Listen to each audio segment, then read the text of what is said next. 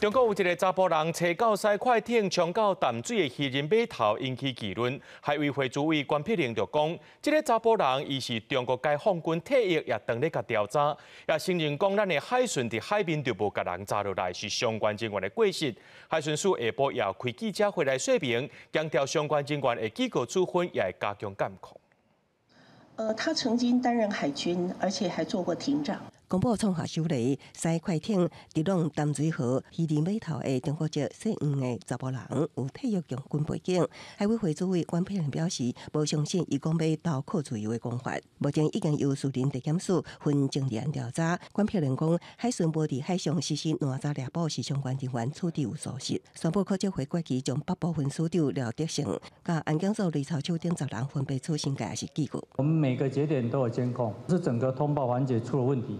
那针对这个部分呢，我们整个署里面整个会做检讨。海巡署也公布航迹度假时间数，显示迄天早起9点44分，雷达已经发现可锁定快艇伫淡水外海6海里。因过雷达操作手误判是一般返港作业的国际渔船，只通知继续监控。9点52分，离3海里通报淡水手网哨。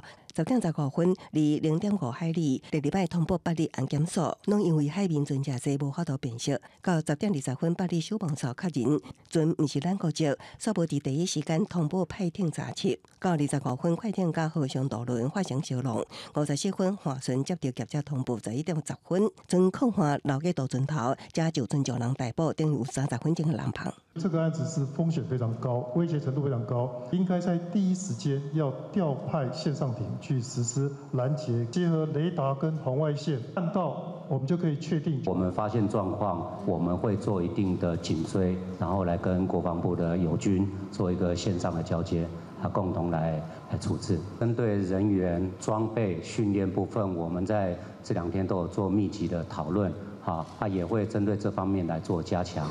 新北8里海埔台北港甲淡水河口是防守首都正经中枢的防卫天三角。